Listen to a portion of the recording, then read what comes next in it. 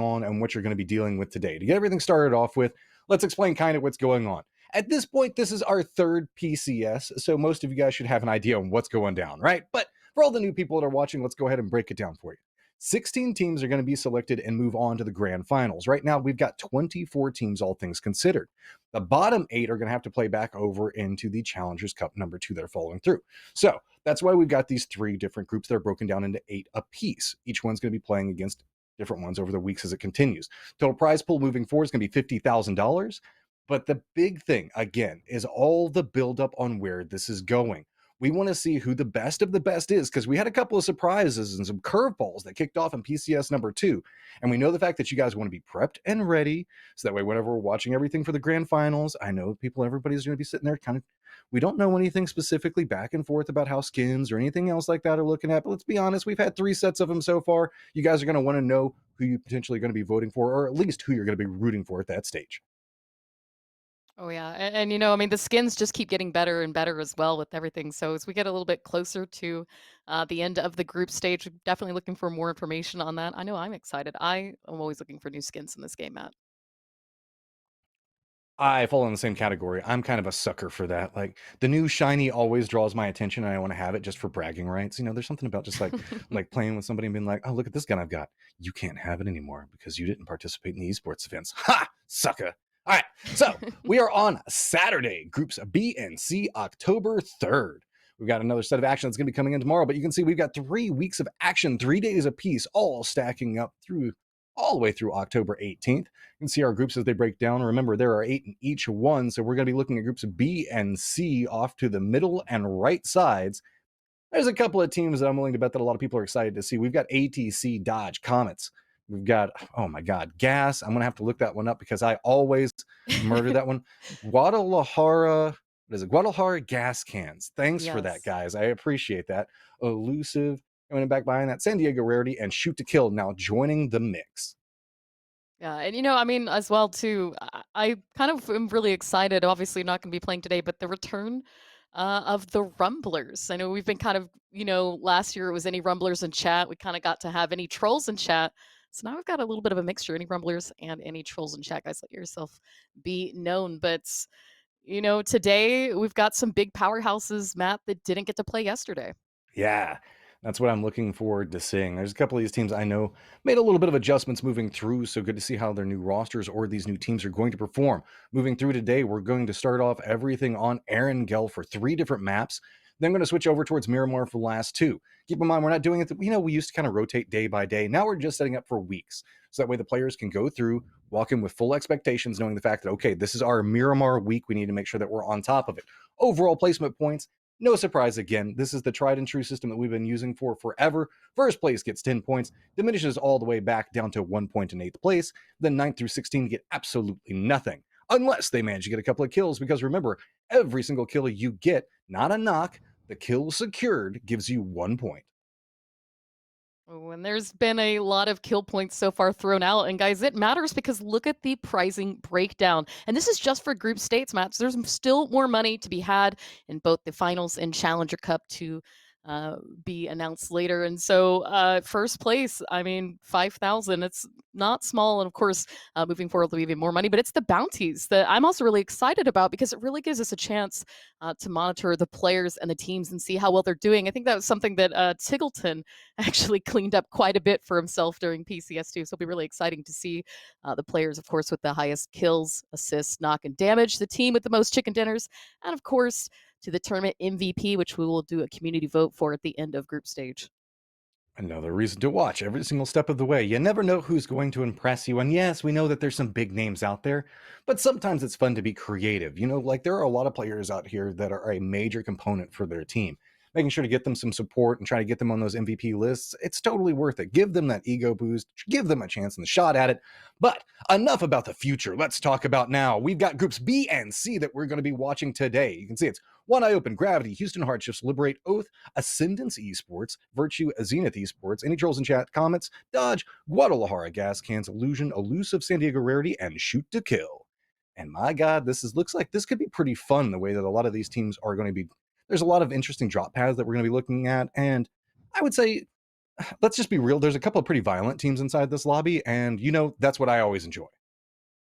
Oh yeah, and for me, I'm really excited as well to see the return of Shoot to Kill. They did not play yesterday, and I'm not sure if that contributed to the fact that Houston Hardshifts, Sonic, and Tac 8 were able to run away with it. As we look at the leaderboard, guys, the grayed out names are teams that are not playing today. As you can see, Houston Hardshifts are in fact playing today. They put down 82 points Yeah. in one day across 5 games, Matt. Well, I just want to take the stab while I can. Look at that. Shoots kills in last place. Yeah, okay. They didn't play yesterday, guys. I already know that. But come on. Oh, Embrace the memes. But like you were talking about with Houston Hardshifts, they're one of the few teams. They're the only team in the top 3 right now that's playing again today. So they can really further their lead up there and really make a statement for themselves and kind of, I guess, be the place setter that everybody else is trying to chase after. There's a couple of benefits that fall into that role because you get a little bit more breathing room. You get to kind of like have a little bit of ego and swag moving into this. But on the other side of it, everybody starts doing all the math to figure out exactly what they need to do to catch you.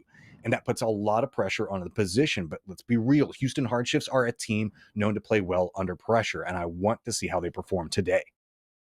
yeah, I mean, I think too when we really looked at PCS2, that was the team that we continued to talk about in terms of their performance, damage, kills, and we really couldn't stop speaking about how great they were in the group stages. Grand finals, there were some ups and downs in terms of their performance, but overall, it was really exciting to see. And so now that we've gone into the PCS3 series, we started a brand new season. This is a brand new opportunity for them to shake off some of the things that maybe were holding them back in PCS2. And coming out with a strong lead in group stages can do a big thing for moral for a lot of these teams, and so it'll be really interesting to see how this season progresses. Now, this is only week 1, day 2 of group stages. Like you said, after today, Hardshifts will be done. So teams, I believe, is A and C will have one more chance tomorrow to play before we go into week 2 next week. But this has really been quite spicy and so far quite a bit different than I think what some of us were expecting. I'm going to go ahead and help you guys out just a touch. I know that you're sitting over there looking at Guadalajara gas cans like, who the hell are these people? I'm not familiar with it because it's one of our newer teams, but you're going to know the names. So let's go ahead and run through that real quick. That's going to be Honey Badger, Box, Nikos, and Oldless. They're also going to have potential other people that are going to be coming in as they have Landun and Will that are going to be rounding out the rest of the roster and positions.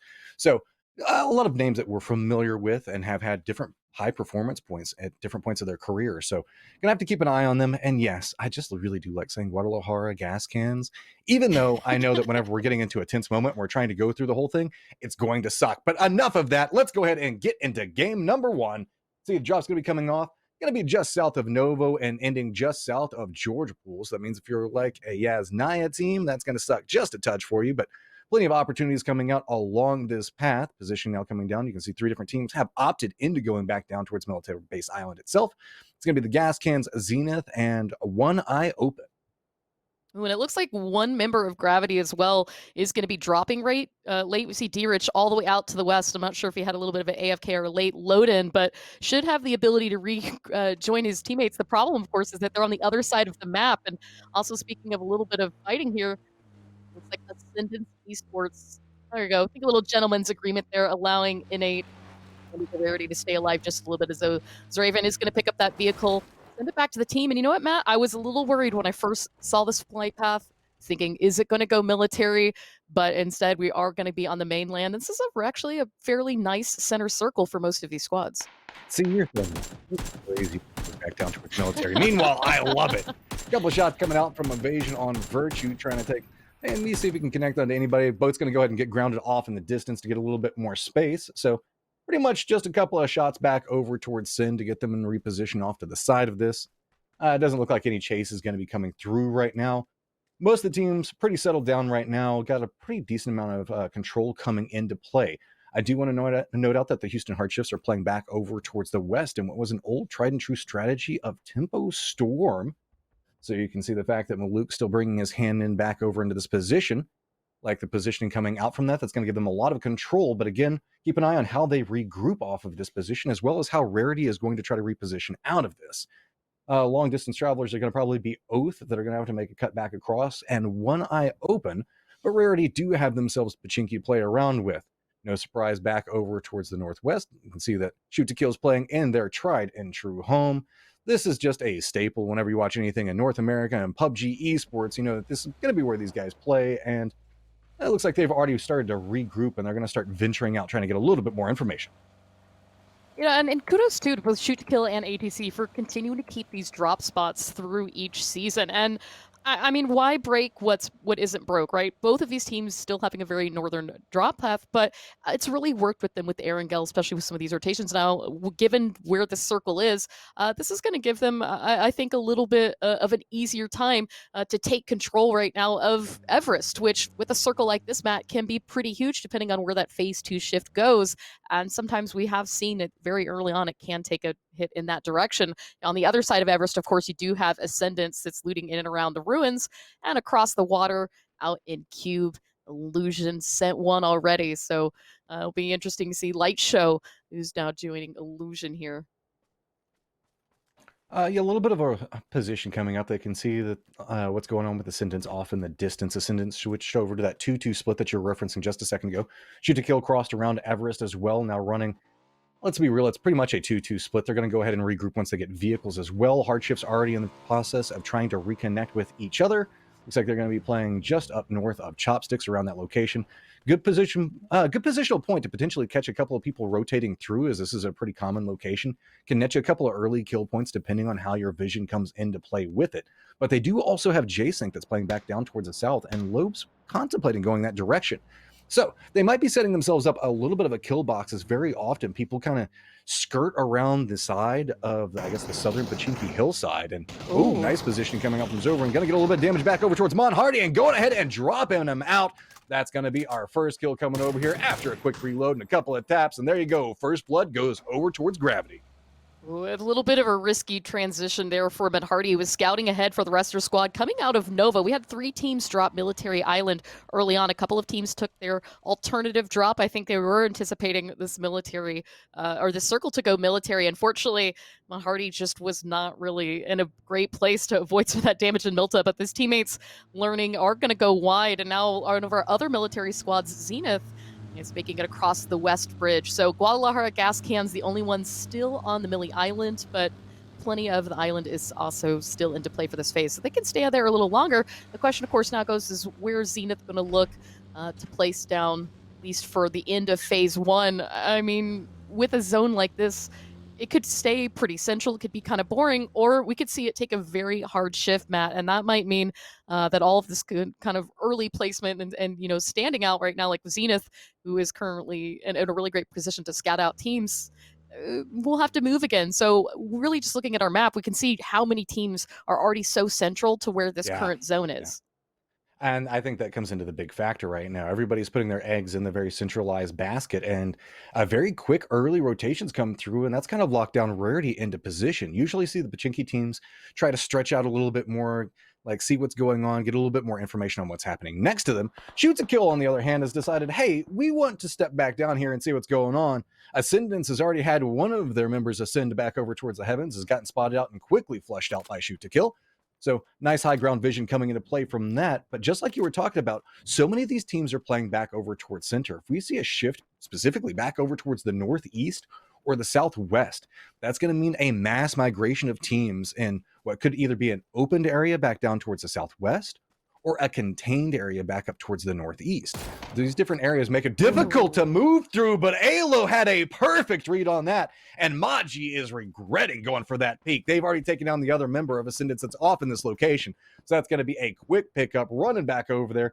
Ascendance now just down to 2, playing just down the hillside from this point. Has to be very careful, and I'm kind of curious if Shoot to Kill is going to continue just their walk, as they are just on the hunt for more and more Ascendance players. I really like this. I mean, you basically had 2-2 splits versus each other, and Shoot to Kill is going to win this out against Ascendance, as we can already see them take out the compound. The other 2 members of Shoot to Kill are up on top of Everest already and taking shots at Illusion, who went ahead and moved on from Cube. I think we've had a couple of other teams that have pushed and transitioned through one another, but have continued kind of on. In the most part, though, Comets, I think running into a number of teams. Potato Hill starting to pop off as well with Liberate. It's kind of what we talked about. Everybody is trying to get to the center, and a couple of teams now that are a little bit late to do so are finding themselves in some early combat. Yes, fans, you did see that properly. We did get a chance to go through all of the roster swaps that have happened in Group C, and this is your first time seeing a couple of them.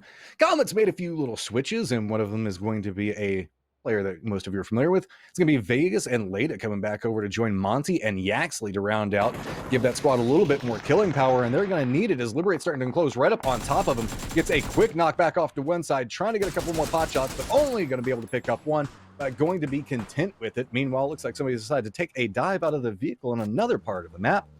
But that's a quick pickup coming out from them, as it looks like Comets do manage to find themselves a little bit of a place to play off to the side of this. Oh, and really great play from Liberate. Liberate picked up 2 in the offseason going into here. I'm sure you guys see the good old Baja Waka back here into PUBG Esports after taking a bit of a break since 2019, and Halo Senpai. So really 2 fantastic names to kind of join us back here in esports. Interesting to see. Now, Liberate had a little bit of an off day yesterday. They didn't put down a ton of points, but at the same time, I think when you have, Matt, 1 or 2 teams that really just completely decimate the lobby, it can be difficult for the rest of the teams to be able to make much of it. So it's kind of one thing that I'm really looking for today. I want to see if Liberate can maybe throw down hard. They've got a lot on their team. Not the hard shift I was wanting, but still a little bit of a complicated one. Pachinki stays inside the circle, but a lot of the canal in play as well. Touch of military base island still in play, as it looks like there's a little bit of a skirmish that's happening right on the outside of this. Going to go ahead and reposition ATC moving back down the hillside, but going to go ahead and pick up a little bit of loot, reposition back out of that. Our teams back over towards the north, where we're looking right now, are going to need to make their way back down towards the south, as there has been a migration phase that has kicked off. We can see the Elusive's already on the move. Hardshifts as well. Looks like Ascendance is already trying to reposition out of this. We do have ATC that's kind of in a deadlock position, doesn't want to move because they saw those smokes down in front of them. Instead, playing this a little bit more patiently. It's still an early circle, and a lot of the area up towards the north is still pretty wide out in the open.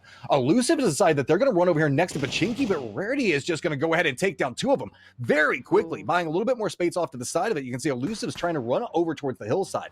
It is going to be open for now, but there are already 2 different teams that are trying to reposition back over towards the east. So the slower they are at this point, just going to be catastrophe for them, but they do manage to get back over there. Detonator does get into position as well as sneak attack. They are separated out. But this could be problematic, as a lot of teams back over towards the east are starting to post up. So they have Rarity on one side of them, and it looks like they could have Gravity, Liberate, and Dodge all on Vision in position as well. So have to play this fairly carefully. Meanwhile, back down to the south, looks like Zenith and Gas Cans are starting to get line of sight on each other.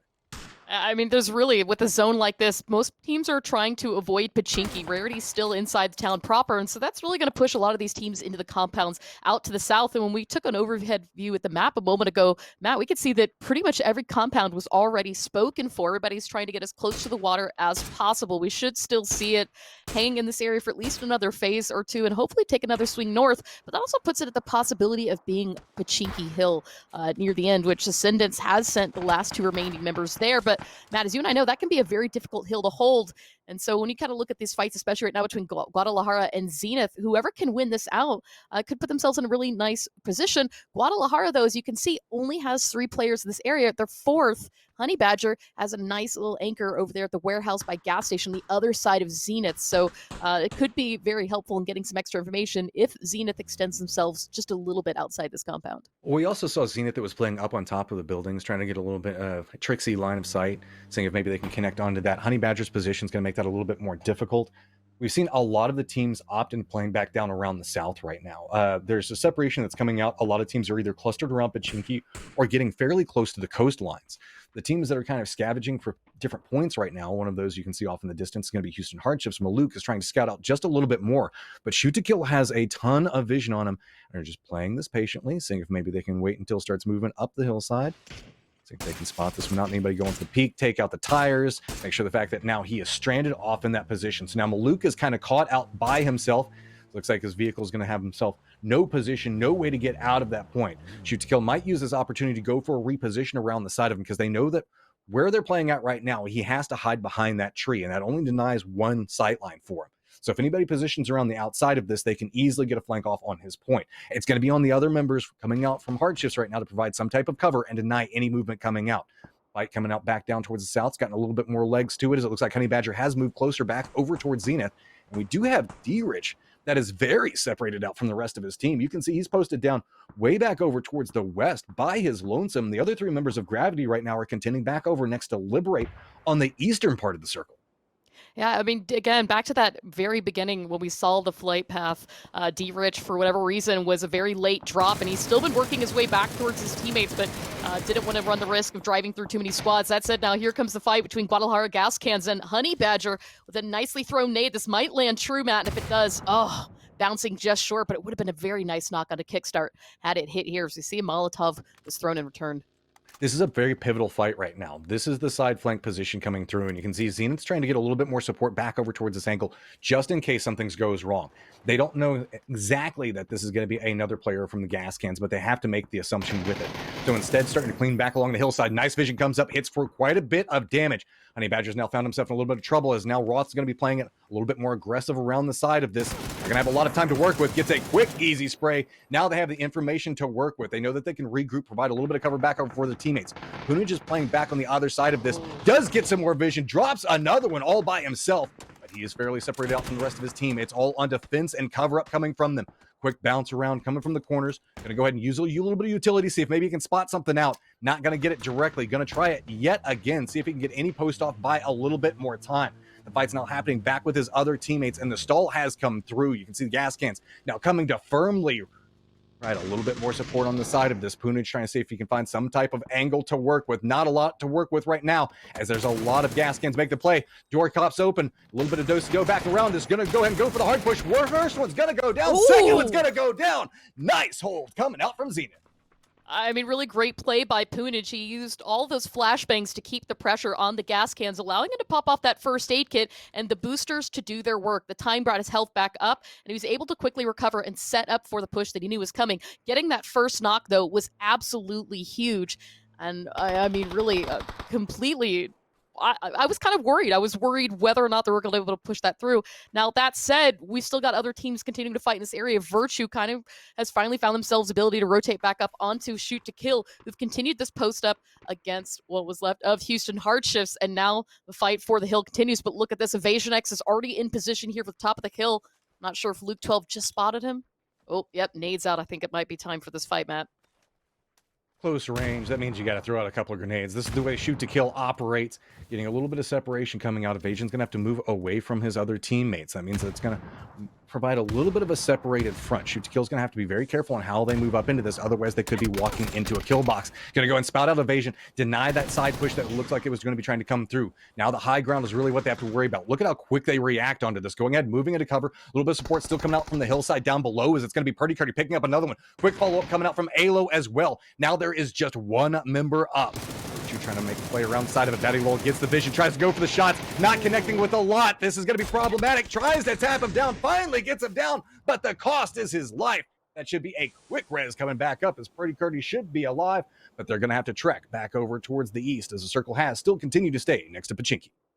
You got to give kudos to Batty. It was a beautiful shot indeed. Unfortunately, Shoot to Kill was inside the zone and has plenty of cover on that hill, so they're going to be able to get that res off safely. Now, outside of the zone is Liberate, who are currently trying to get through ATC, set up this very nice gatekeep. They do have the high ground. We can see right now, fight rotating into one another. Halo Simpo had that one kill earlier.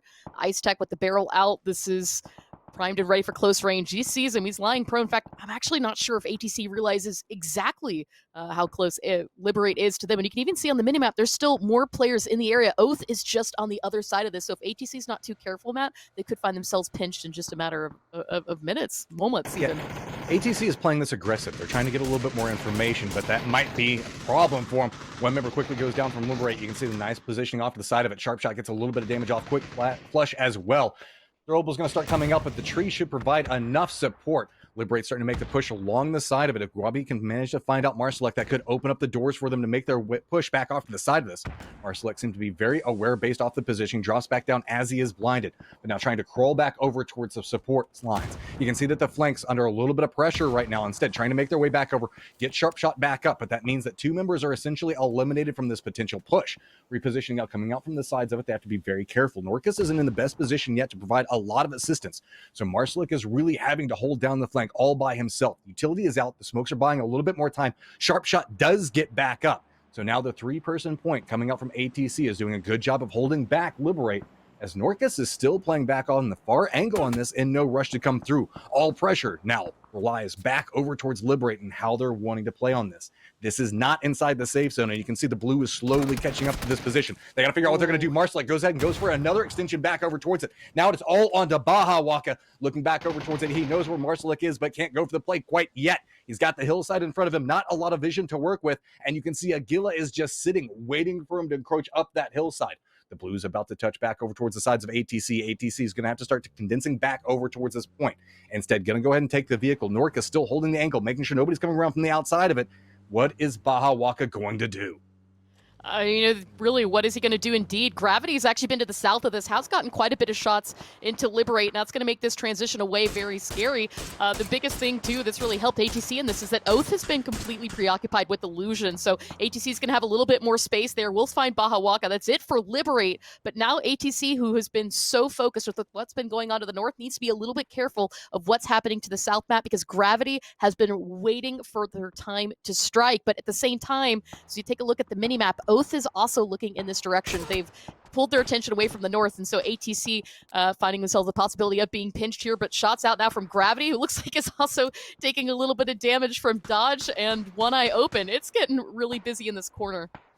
I wish that we saw Gravity move out just a little bit earlier from that position. They heard the firefight, they heard how long it was going on, but they still opted into playing towards cover.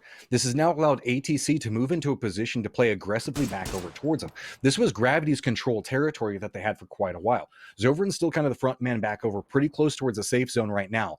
So he's trying to position back up, seeing if he can get ahead of ATC. Marsalek trying to do the same for his team. Back down towards the south, just like you were talking about. One Eye Open is in a position. Here was what's going on. They've got themselves a crate that they're working around, but them and Dodge are both going to have to move fairly quickly. You can see two of the members for Dodge already posted up at the time, but Comets and Zenith are also in a hold-up position as well. Comets do have a position inside the safe zone, but Zeniths are going to be the ones that have to figure out, do they make the aggressive play or do they try to reposition around this?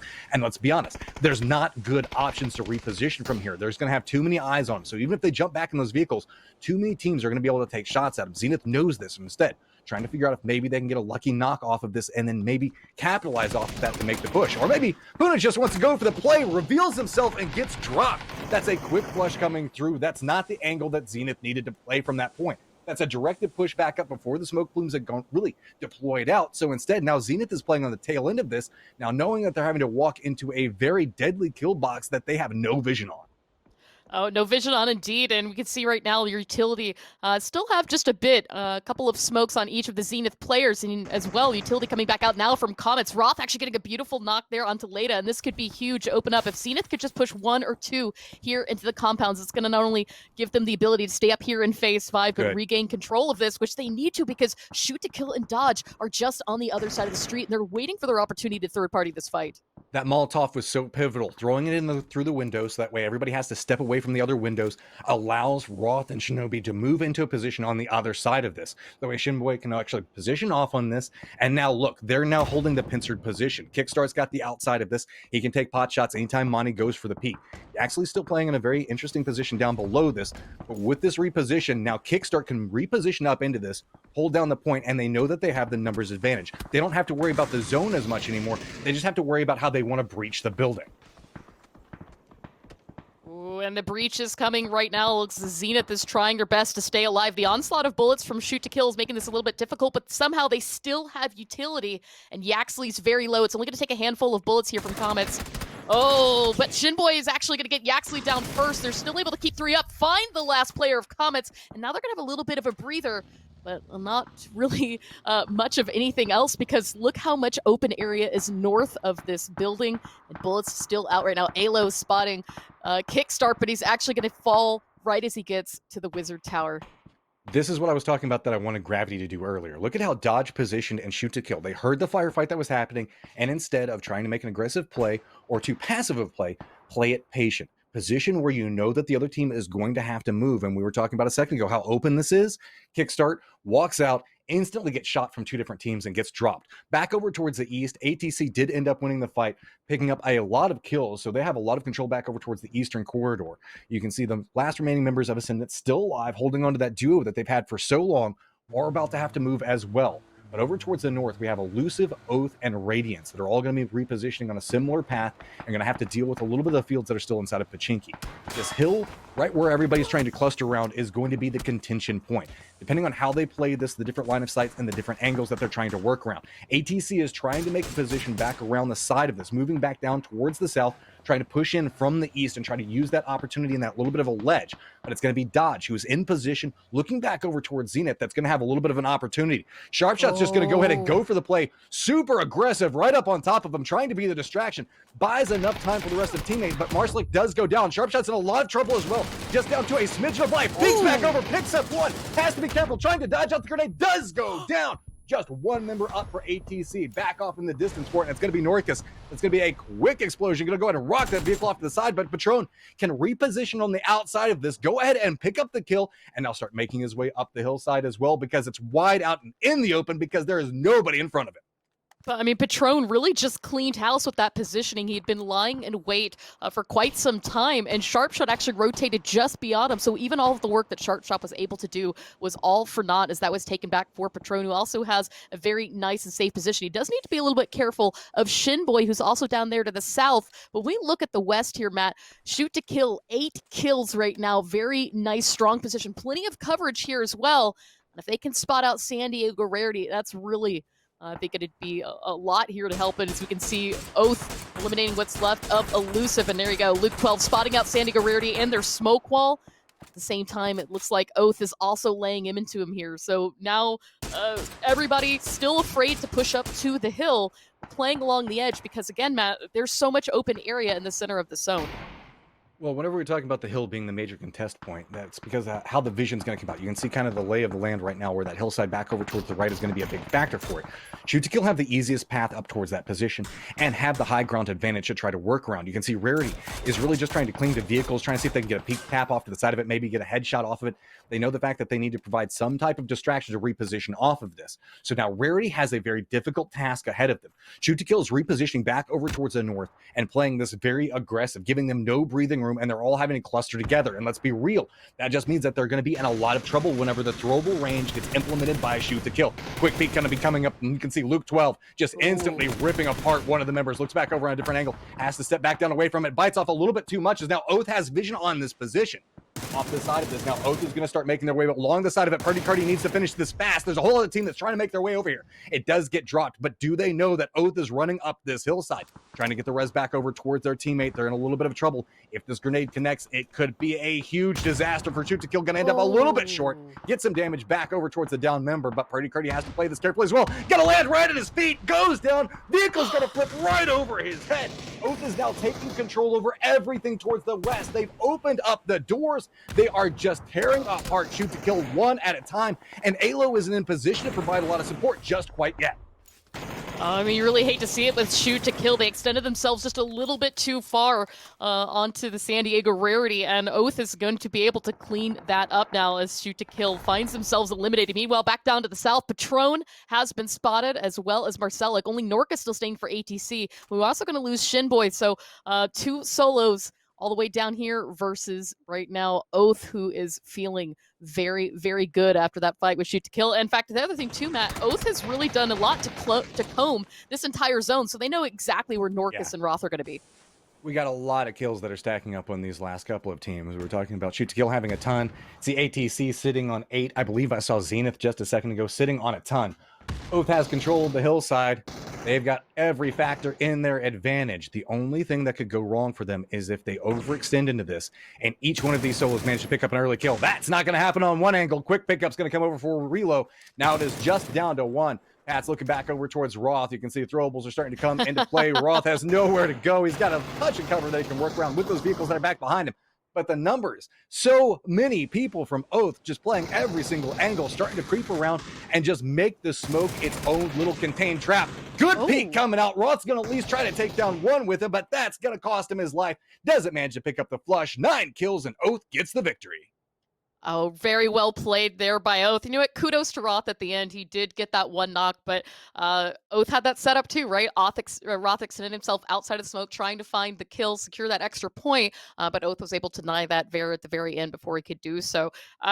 this was really exciting for me to get to see Oath as well really kind of come back out, take their own onto this with such a difficult circle like that, and the team's really playing the edge quite well. But again, shoot to kill as well. They picked up double-digit kills for that game. We saw a lot of teams. Those final four teams were sitting on a ton of kills. Everybody knows I'm bad at math. I'm not going to try to figure it out. Me But too. let's just say approximately 40-ish kills were sitting on four different teams.